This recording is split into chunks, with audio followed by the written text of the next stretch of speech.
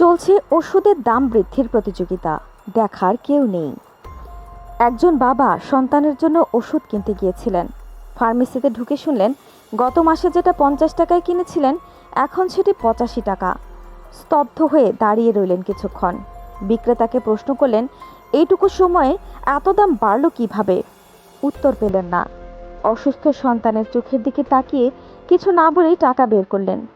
এটা শুধু একজন বাবার গল্প নয়, এটা এখন বাংলাদেশের হাজারো পরিবারের প্রতিদিনকার বাস্তবতা।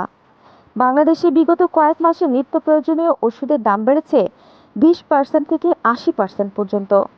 প্যারাসিটামল, অ্যামোক্সিসিলিন, ইনসুলিন, গ্যাস্ট্রিকের ওষুধ, এমনকি হালকা কাশির সিরাপও এখন অনেকের নাগালের বাইরে। অনুসন্ধানে উঠে এসেছে, প্যারাসিটামল 500 মিলিগ্রাম এক পাতা আগে ছিল 10 টাকা, এখন 18 টাকা। অ্যামোক্সিসিলিন 15 টাকা থেকে 25 টাকা। ইনসুলিন প্রতি প্যাকেট 800 টাকা থেকে 1200 টাকা। শিশুদের কফ সিরাপ 35 টাকা থেকে এখন 65 টাকা। এমন মাত্রাতিরিক্ত মূল্য বৃদ্ধি সব ওষুধেই রয়েছে এবং ক্রমশ দাম নাগালের বাইরে যাচ্ছে। বিশেষজ্ঞরা বলছেন, ওষুধ কোম্পানির অতি মুনাফা লোভ, নিয়ন্ত্রণহীন বাজার ব্যবস্থার কারণে প্রতিনিয়ত ওষুধের দাম বেড়ে চলছে। দরিদ্র জনগোষ্ঠী এখন ওষুধ ছাড়াই দিন কাটাচ্ছে। চিকিৎসকের প্রেসক্রিপশন নিয়েও অনেকে ফার্মেসি থেকে খালি হাতে ফিরছেন। ওষুধ প্রশাসন অধিদপ্তরের নাম থাকলেও বাজারে তাদের নিয়ন্ত্রণ প্রায় অনুপস্থিত। ওষুধ কোম্পানিগুলো দৌড়াতে সাধারণ মানুষের বাঁচার অধিকারটাই প্রশ্নবিদ্ধ।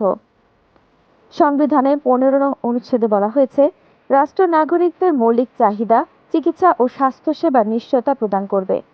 কিন্তু বাস্তবতা বলছে, গরিব হলে সুস্থ থাকার অধিকারটাও যেন বিলাসিতা।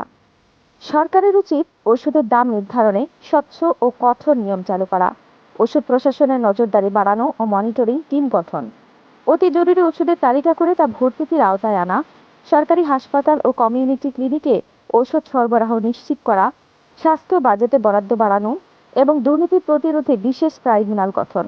এখন প্রশ্ন, চোখে পানি নিয়ে ফার্মেসিতে দাঁড়িয়ে থাকা বাবার জন্য আমরা কি করছি? ওষুধ কিনতে না পেরে হাসপাতালের বারান্দায় মারা যাওয়া মাকে আমরা কিভাবে ভুলে যেতে পারবো? মানুষের জীবন দিয়ে ব্যবসা নয়, জীবন বাঁচানো হোক রাষ্ট্রীয় অঙ্গীকার।